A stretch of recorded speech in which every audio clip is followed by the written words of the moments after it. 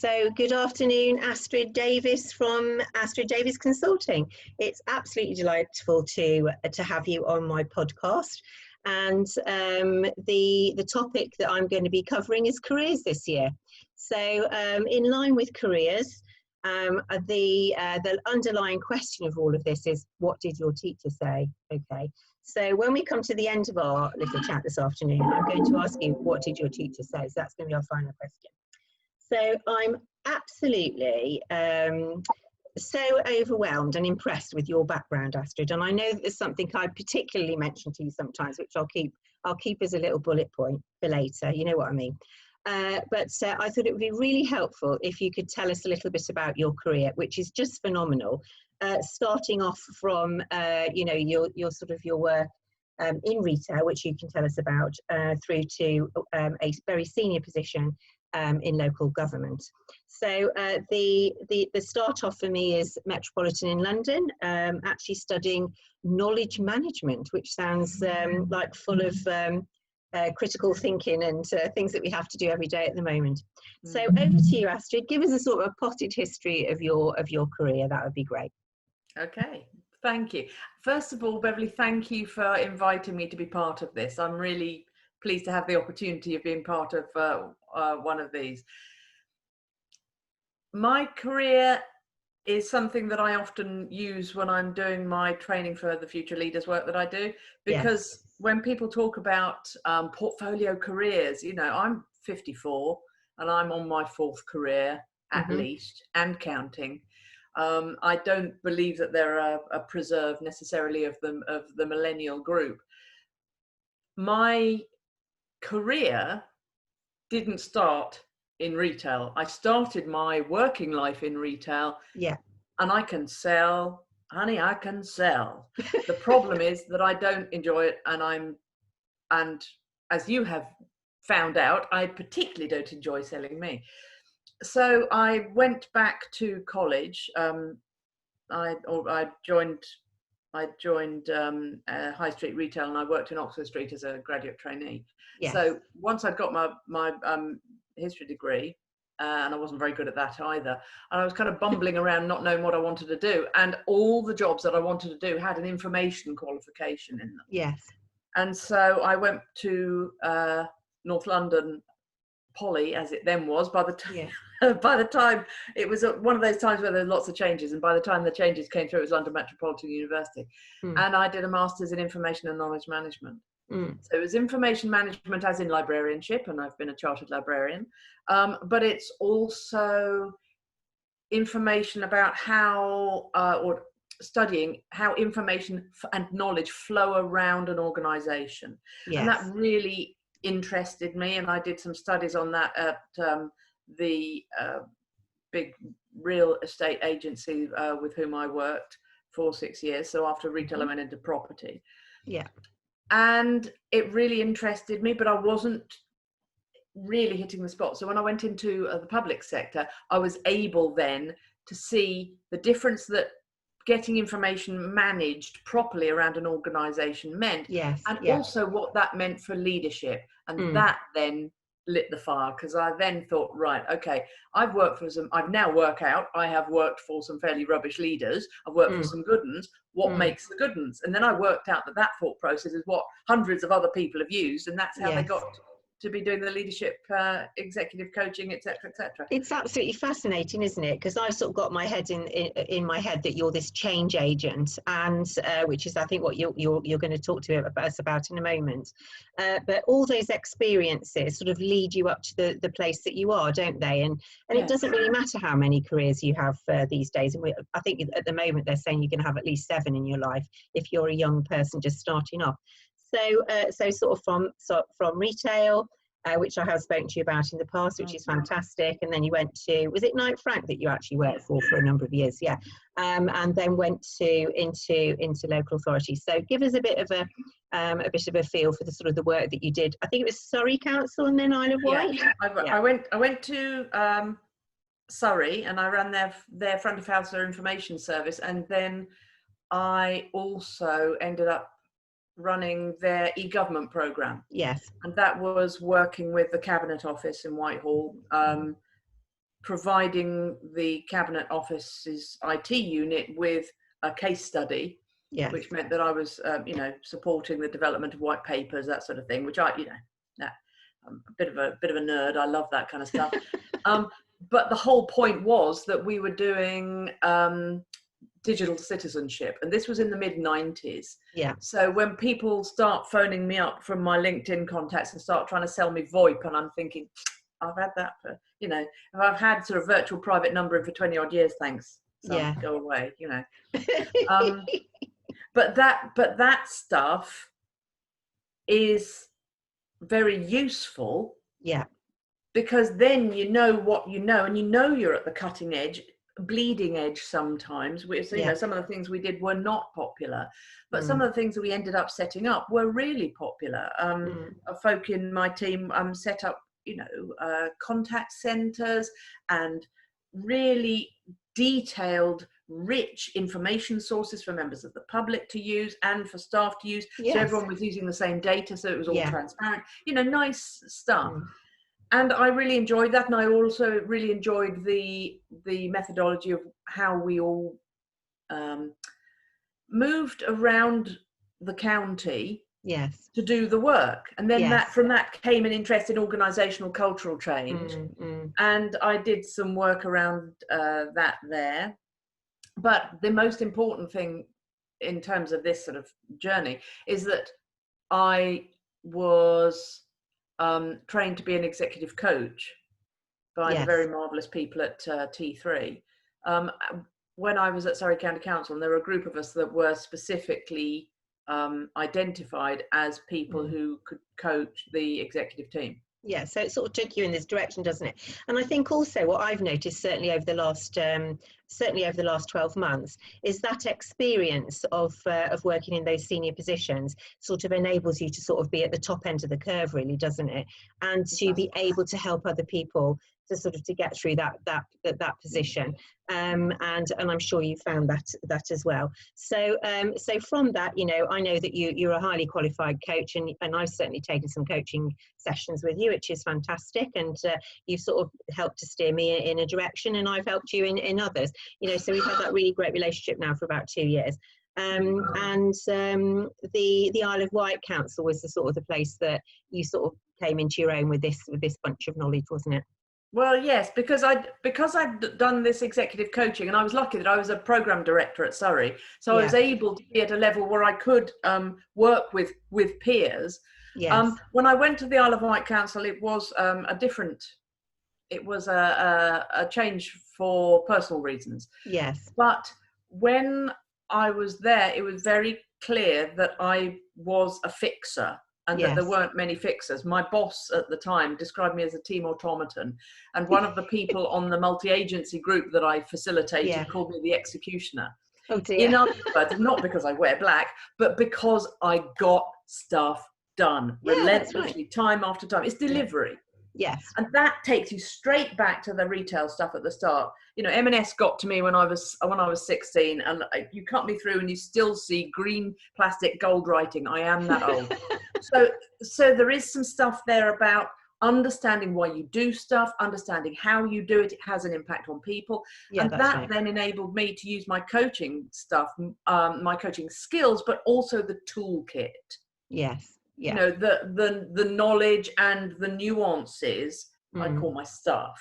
Yeah. And that was pulled together at the Isle of Wight, and most particularly when I was working across sectors, because I ran their strategic partnership, so that was working with public, private, voluntary sector organisations. Yes. So you've had, now that you sort of took all this knowledge and you sort of set up Astrid Davies Consulting, I think it's about 5 years ago now. Yeah. So you've got all that experience on board, and you are using that experience across a broad range of businesses. I know that, but also and predominantly, I know that you've got some plans to be and are working with the legal profession. Yes. Right. Yes. So with young leaders, future leaders. Yes. Yeah. And how's that sort of panning out? What's that look like? What shape is that?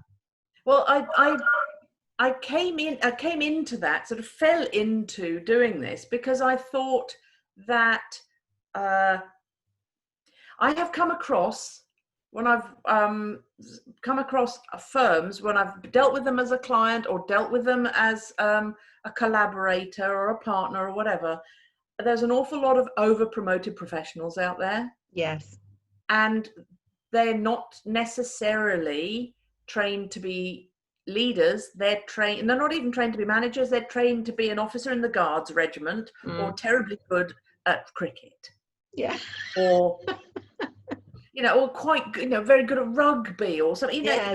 No, you can be a really good, really, really, really, really good professional as a lawyer or as an insolvency practitioner or a surveyor or an accountant, whatever.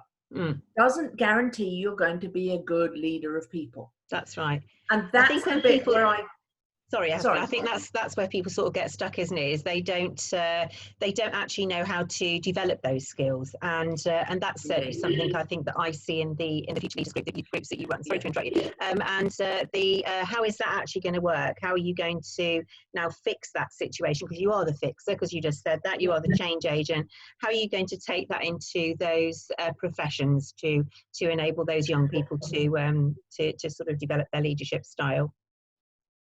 Well, we have, I built up a product with one firm, and because that was popular, we then have had the opportunity of growing it with one legal firm in the Bournemouth area, another legal firm in the Chichester area. That same legal firm may well investigate it, but taking it elsewhere. Yes. There are other opportunities that are coming out of it at the moment.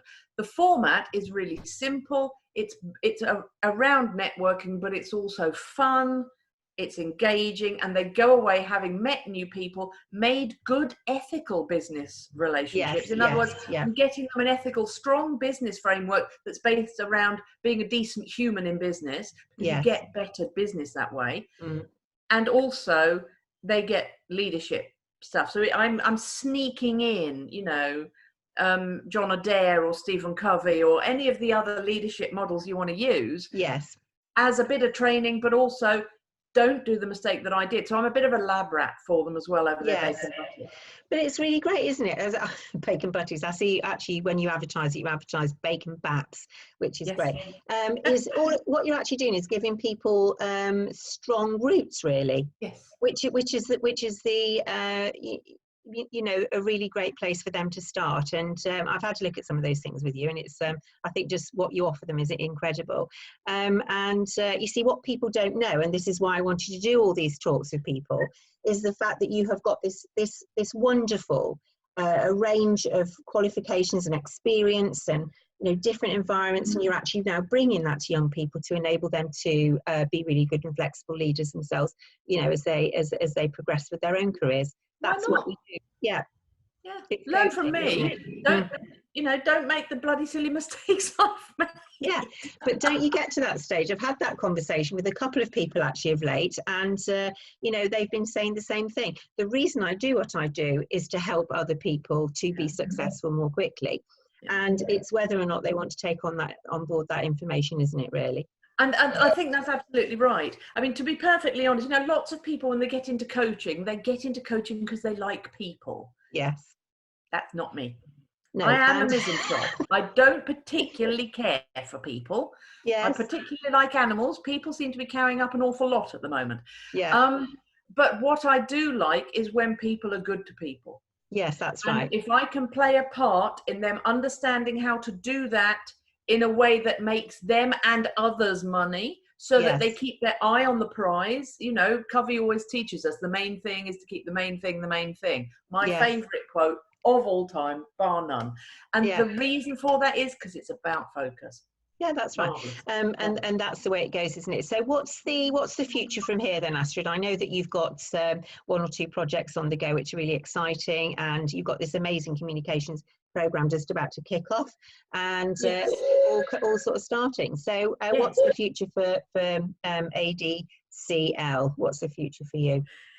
Well, the future is being mapped out and put on the media slightly more competently, thanks to your help.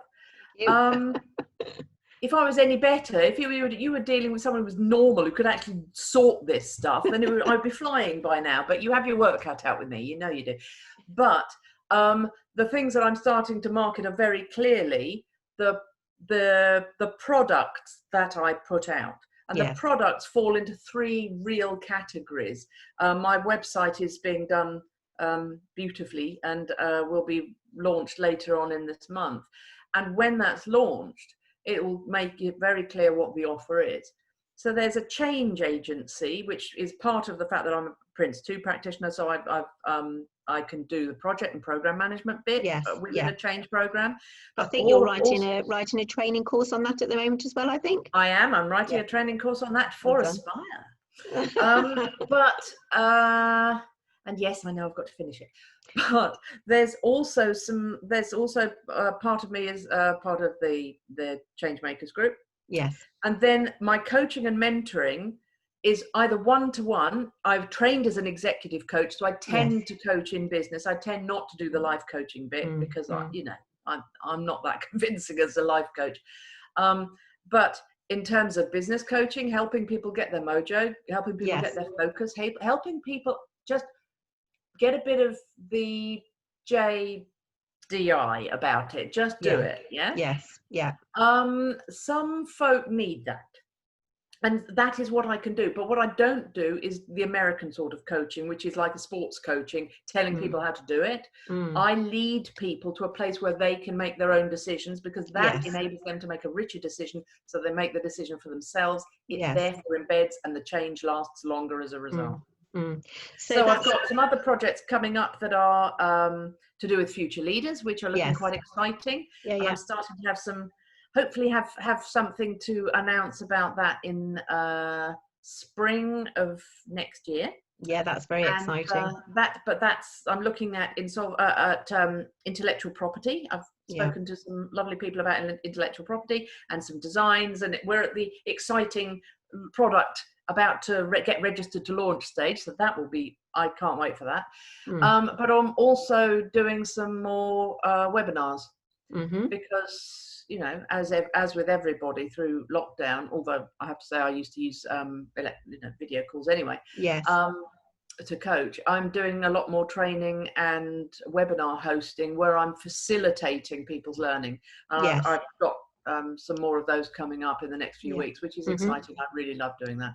Group coaching is something I really love doing. It's great though, isn't it? Because I think also it's quite lasting as well. So all these webinars that everybody's involved with at the moment are very lasting, because they are going to be there for everybody to share in a different way, I think, than YouTube or other Spotify, that type of thing, because it's what you're doing now. It can go on your website. It's very current, you know, the whole thing around COVID-19 and certainly webinars and the whole new online way that we're all working.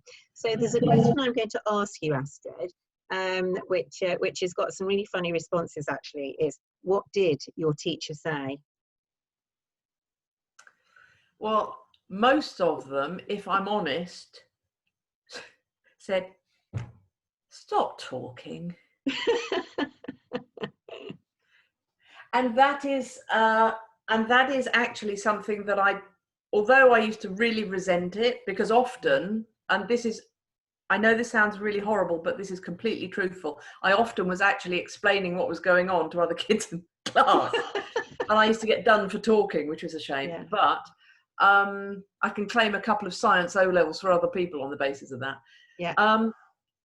What I do, and one of the things that I think is actually one of the strengths of my coaching, is holding the silence, which I know sounds ridiculous because you know how much I talk. But when you're coaching, one of the most important things to do is to hold the silence. Let people think, let people really have that internal dialogue where they start getting answers from within themselves. And that has actually, I've used that in my coaching practice because it is salutary, you know. I do talk too much for that, and so I don't when I'm coaching. I think it's quite ironic actually, because most people that I speak to and I say, what do the teachers say, is they say, oh, stop talking too much, or be quiet, or behave, or, and ultimately those people have become sort of marketing people, coaches, people that have actually got a statement to make. And so in actual fact, that was their core skill, their core personality profile, and they've actually taken it into business and used it to the best of their ability. So that's it's quite fun, isn't it, when you sort of get to this stage. So just finally, because it's just nice for people to know that about the fact that you also are an NLP practitioner and can also work with teams as well as individuals at C-suite. Oh yeah, no, team working and team rescue is probably the thing that floats my boat the best. I do a lot of work with it. A lot of that is face to face. Very difficult to do that at the moment, but I have got some clients waiting for me to get back with them, and that is it's not just remedial, it's also when you're onboarding new team members. Yes, I do profiling so that people really get to understand the new people, and to understand it's Lencioni, the trust stuff. Yes, they build trust so that they have that shared purpose. I actually used the Lencioni thing myself yesterday when we were talking about teams and people being online, giving that strong structure and sort of understanding what's going on, because because we're doing so much work online at the moment, it's quite key, really, isn't it, to understand the dysfunctions of what's going on and really listen to the non-verbal cues, which is the silence, which is what you're talking about.